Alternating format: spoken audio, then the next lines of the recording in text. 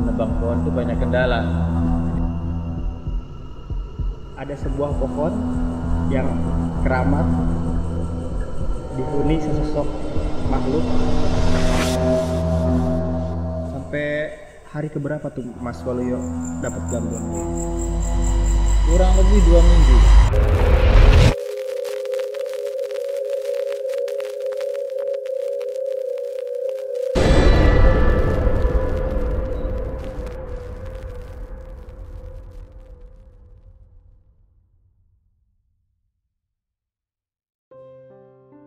Assalamualaikum warahmatullahi wabarakatuh.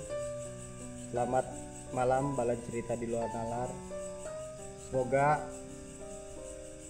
kita selalu diberi kesehatan oleh Allah Subhanahu wa taala. Balik lagi sama gue RJ Mutakin di Dismiss, diskusi mistis. Apa yang kalian pikirkan ketika menebang pohon yang berpenghuni dan pohon tersebut dijadikan bahan bangunan? Kali ini gue kedatangan narasumber yang punya pengalaman mistis saat menebang pohon. Betul. Langsung kita kenalin aja dengan Mas siapa Mas? Waluyo. Mas Waluyo ya. Dari asli dari Magelang. Magelang. Sedikit mungkin boleh diceritain sedikit tentang pengalaman mistisnya. Jadi waktu itu saya umur antara 15-16, itu SMP ya? Iya. Di saudara saya nikah, bikin rumah, dan dengan bahan-bahan yang dijadikan rumah itu kayak kusen ya, yang pastinya kusen itu kan. Awalnya dihuni sesosok genderuwo. Oke, stop. Jadi ada sebuah pohon yang keramat dihuni sesosok makhluk. Sebelum lanjut ke cerita, alangkah baiknya dukung terus channel kita dengan cara like, komen, dan subscribe agar channel kita makin berkembang. Mungkin langsung aja lanjut ke cerita.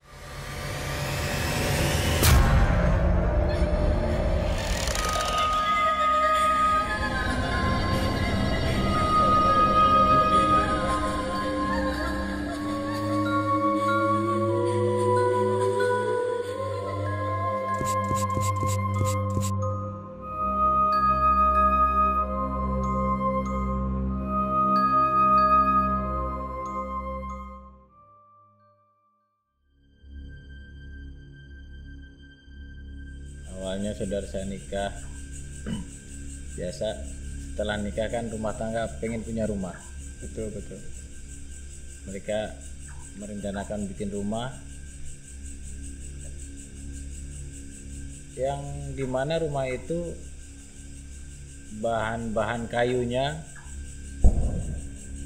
tidak beli. Jadi menebang pohon diolah sendiri ya kan, tidak dijadikan rumah Dengan bahan-bahan yang ada ya? Iya, dengan bahan-bahan yang ada. Dan pohon tersebut sangat besar. Kira-kira ukurannya segede apa? Kurang lebih diameter 3 meter lah. 3 meteran ya? Kurang lebih ya. Jenis pohonnya? Pohon mahoni. Mahoni ya? Mahoni, iya. Pada waktu itu memang banyak kendala pas waktu nebang ya. Waktu nebang pohon itu banyak kendala. Jadi yang sakit ya. Dan ternyata memang ada yang tahu bahwa pohon tersebut tuh ada penghuninya. Ya, jadi bernegosiasi dulu. Maaf saya potong. Nebang pohonnya itu sendiri atau dengan jasa orang lain? Waktu itu jasa. Oh, jasa orang lain. Dan memang yang punya pohon juga ikut Iya. Oh, berarti pohonnya milik pribadi ya, milik sendiri. Pribadi ya, milik pribadi. karena memang efisien biaya mungkin ya kan, karena ada pohon udah besar makanya dimanfaatin ya, akhirnya tidak beli dan manfaatin pohon tersebut punya sendiri, diolah sendiri jadi kusen, jadi daun pintu, ya pokoknya Semua yang berhubungan iya, dengan rumah lah ya. iya betul. Nah, si sosok tersebut pergi sementara waktu ditebang itu. Itu setelah berapa kali percobaan penebangan baru bisa ditebang berarti ya? Iya, tebang dan diolah kan jadi kusen, jadi daun pintu, akhirnya berdirilah sebuah rumah ya kan, di situ pakai bahan kayu tersebut yang dihuni. Setelah berdiri, si sosok tersebut tuh kembali mengikuti rumah, mungkin rumahnya dia kali ya, Si kayu yang dia tempatin. iya, pokoknya nggak mau pergi, itu rumah saya itu, kenapa dihancurin. Dari pohon sendiri ke rumah itu jaraknya jauh nggak? Lumayan, Oh, lumayan. lumayan, itu kan posisinya di bukit Bukit. Di daerah dari Magelang. Magelang, Magelang iya, ya. Magelang. Jadi setelah rumah tersebut jadi dan mungkin si yang baru rumah tangga itu belum siap untuk menempatin, makanya saya sama adiknya yang nikah itu suruh nempatin dulu, karena memang rumah udah berdiri, udah siap huni, cuman belum 100%, sekitar 60%, 50%, 60%. Nah, saya situ tiap malam selama kurang lebih 3 minggu. 3 minggu. Nah di situ Setelah penebangan pohon dan pohonnya dijadikan untuk kusen dan daun pintu rumah itu, ada kejadian apa mas? dari pertama itu kita memang tidur di situ itu belum ngerasain, hari pertama belum ngerasain ada yang aneh, Hari pertama tuh belum ngerasain ada apa-apa ya? belum. Setelah hari kedua saya sama teman saya itu mulai merasakan keanehan, kejadian-kejadian yang aneh di situ. Pas kita mau tidur ya, tiba-tiba ada suara mesin. Mesin potong kayu. Iya, siapa malam-malam ini yang mainan mesin ini? Coba yuk kita lihat itu siapa sih, katanya kan. Bahkan di situ nggak inget kalau memang di situ nggak ada yang punya mesin begituan, kecuali orang yang suka nebang pohon, profesi tebang pohon itu baru yang punya itu. Nah, kita nggak sempat kepikiran situ kok ada suara mesin gitu kan. Gitu kita coba tengok keluar, nggak ada. Itu sampai jam 1-an, jam 2-an tuh kita belum tidur. Masih Itu si suara itu terus menerus berarti ya? iya, terus menerus. Asal kita udah mau tidur, bunyi lagi. Keluar lagi nggak ada. Yang semakin seram, semakin hari semakin lama kita sering tidur situ, semakin banyak kejadian aneh.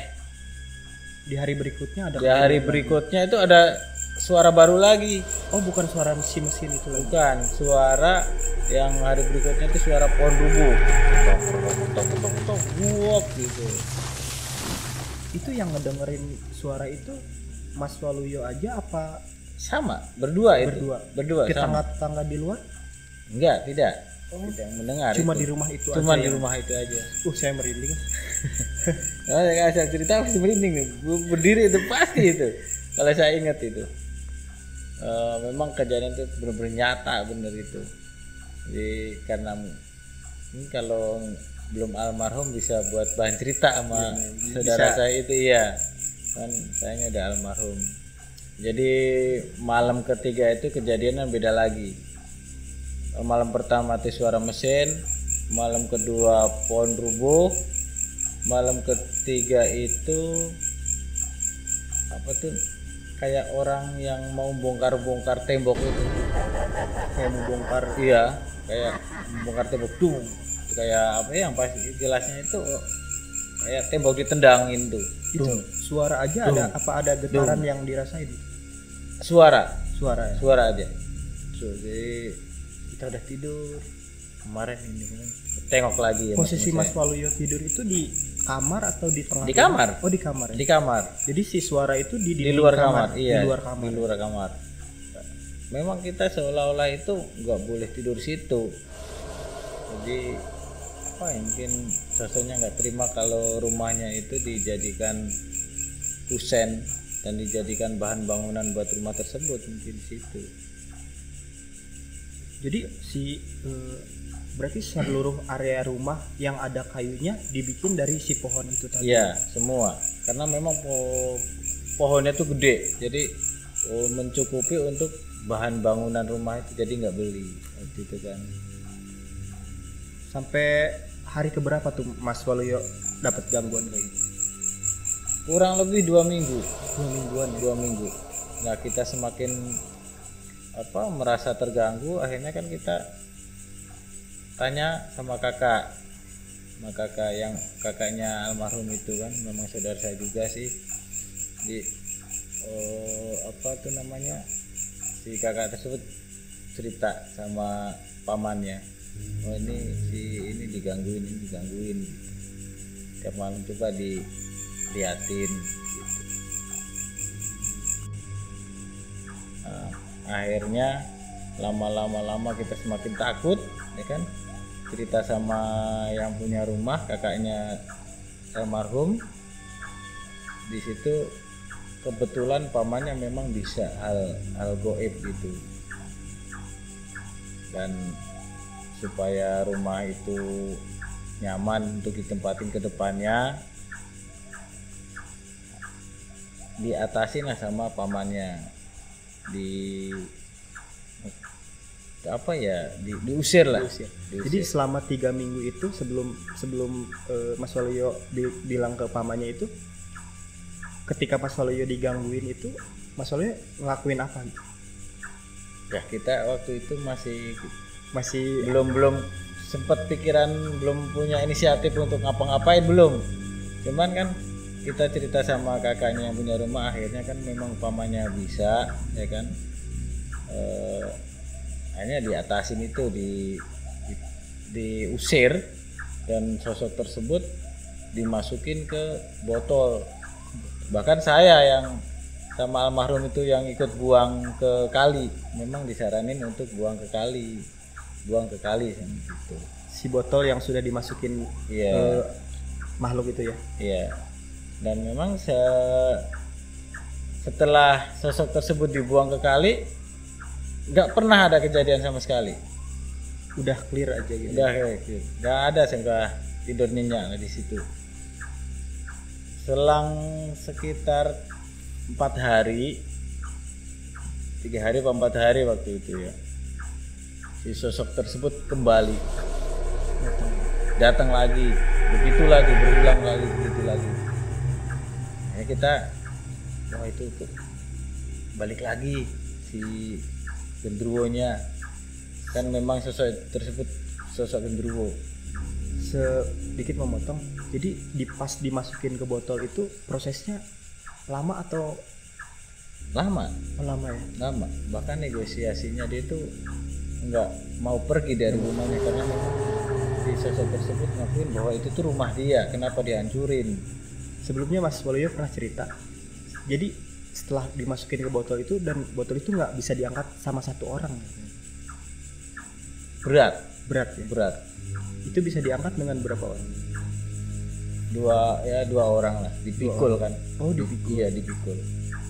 Untuk itu dipikul, dibuang ke kali, selang 3 hari 4 hari kalau nggak salah waktu itu ya. Si sosok tersebut kembali lagi, gangguin lagi. Apa kemungkinan lepas botolnya, apa gimana juga kurang tahu waktu itu. Setelah 4 hari. Hanya karena kita memang ngerasa nggak nyaman untuk tidur lagi, si paman tersebut manggil si sosok tersebut, tapi di rumahnya, bukan di rumah.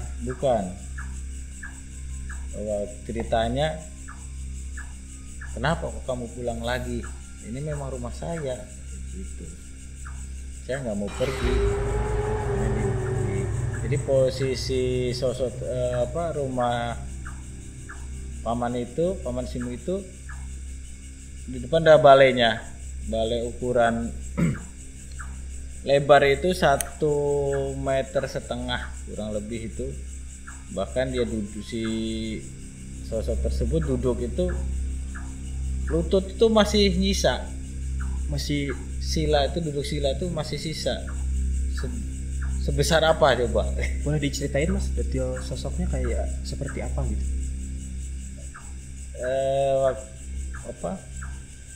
Paman Sim itu cerita sosok tersebut tuh gede, besar, tinggi, dan duduk sila kayak gitu tuh nggak muat itu sampai gram-gram. Ini taringnya itu keluar darah, ukuran darah. Iya. Negosiasi terus, kan? Akhirnya dia minta syarat. Saya mau pergi tapi saya minta syarat. Syaratnya kayak semacam apa ya, bukan sesajen gitu ya mungkin. Setelah itu kejadian setelah minta syarat, akhirnya si genderuwo tadi ya sosoknya. Iya, genderuwo itu pergi dan sampai sekarang alhamdulillah sampai sekarang rumah dihuni nyaman. Sudah tidak ada gangguan apapun lagi ya? Apapun sama sekali. Bahkan memang kejadian itu udah lama ya kan, sampai sekarang udah punya anak, udah gede-gede, dewasa semua. Jadi pas kejadian negosiasi sama pamannya Mas Waluyo itu, Mas Waluyo ada di tempat atau tidak? Oh tidak ada, cuma paman bercerita. Iya, paman bercerita, oh ini sosok ini yang selalu ngangguin kamu waktu tidur begini sosoknya. Bahkan itu kita tuh segede ini balai ini nggak muat gitu. Saking gedenya sampai balai aja nggak muat ya. Tingginya itu hampir kepalanya untuk atap. Itu padahal sila ya? Sila padahal. Cuman kan ya kalau orang udah bisa mah udah nggak kaget lagi kan. Iya, betul. Ya, bala cerita di luar nalar, mungkin pengalaman Mas Waluyo semasa kecilnya masih membekas sampai sekarang, karena sampai sekarang rumahnya masih ada ya Mas? Masih. Dan alhamdulillah sudah tidak terjadi apapun lagi. Untuk balad, apapun yang kita lakukan dimanapun, alangkah baiknya kita harus izin terlebih dahulu, permisi, karena memang seperti yang sudah banyak kejadian. Banyak kejadian, dan tidak hanya kita yang tinggal di dunia ini. Mungkin itu aja. Terima kasih buat Mas Waluyo sudah mau bercerita di diskusi mistis ini. Semoga Mas Waluyo sehat selalu ya. Amin. Salam untuk keluarga. Jangan lupa dukung terus channel kita dengan cara like, komen, dan subscribe. Wassalamualaikum warahmatullahi wabarakatuh.